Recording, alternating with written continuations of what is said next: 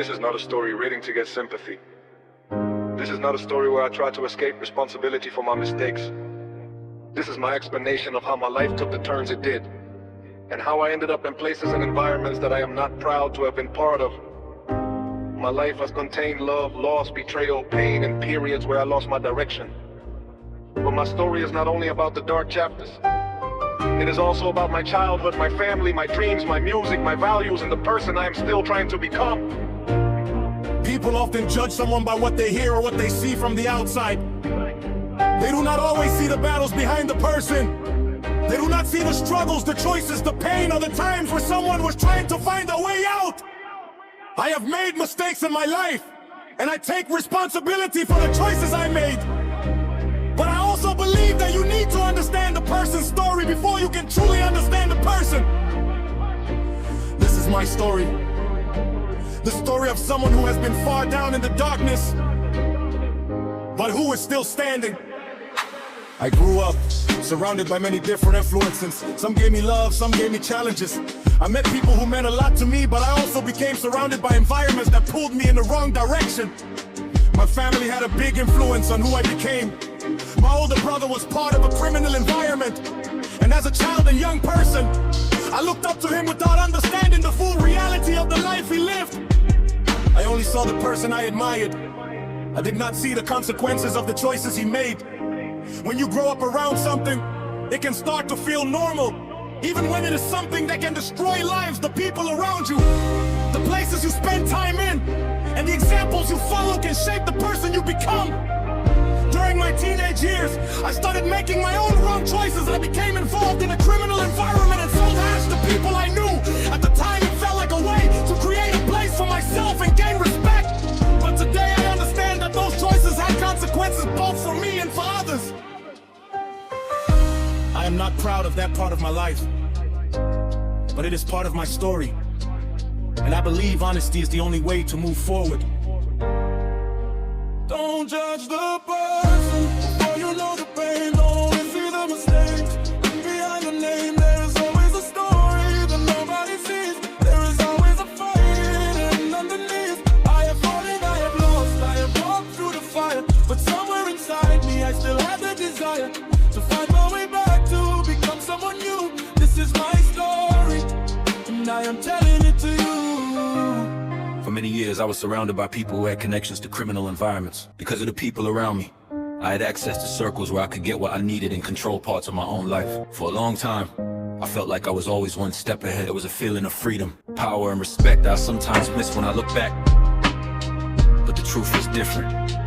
The older I have become, the more I understand how much that time affected me. A part of me had difficulty letting go of the identity and status I had when I was younger. I had to learn that the person I wanted to become was more important than the person I once tried to be. I was lost in the darkness, trying to find my way, carrying my pain through every single day. I thought I was strong cause I never showed fear, but deep inside I was fighting my own tears. My past is a chapter, not the whole book. There is more to me than the life people saw and took. I am still here, still fighting to be free, trying to find the person I was always meant to be. There was another side of my younger years that also shaped who I became. I grew up with Christianity as an important part of my life. It was not only connected to certain environments, it was also a place where I experienced community, creativity, freedom, and people with strong beliefs about nature and life. When I was younger, I participated in Greenpeace demonstrations because I wanted to help protect nature and preserve the green areas that meant something special to me. Christianity was also where my music journey began. That was where my rap career took its first steps in a place called Den Stu.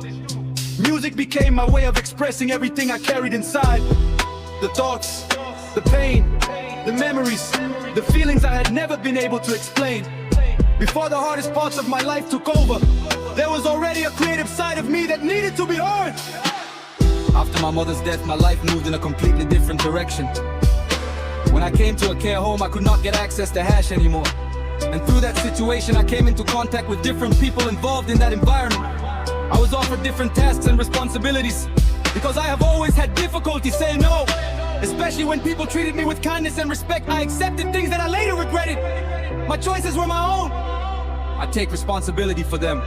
But those choices also connected me to a world that I wish I had never become part of. At the same time, I experienced identity theft, which made my life even more chaotic.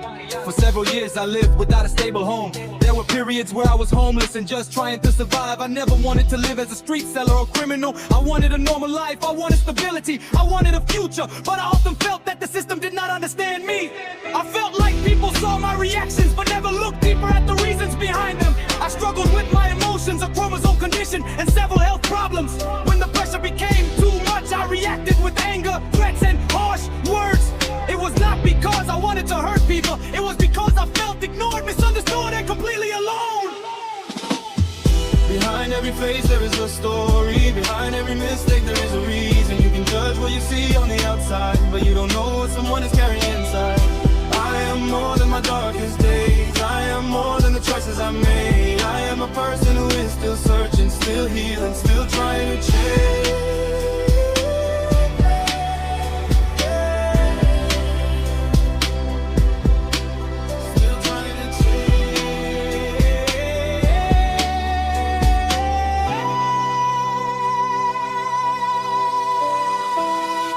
There was a time in my life where everything became too heavy to carry. I went through a serious mental crisis. At the time, it felt like a revelation. But today I understand that I was experiencing a psychosis. I lost my connection with reality and was admitted to a psychiatric hospital. I desperately wanted to get away from there. I have always struggled with a feeling of being trapped. And during that crisis, that feeling became unbearable. At one point, I tried to break through a wall using a metal handle from a cabinet. It was not because I was thinking clearly. It was a sign of how desperate, overwhelmed, and broken I felt at that moment. During all the chaos, I also wrote my life story on a wall in the hospital.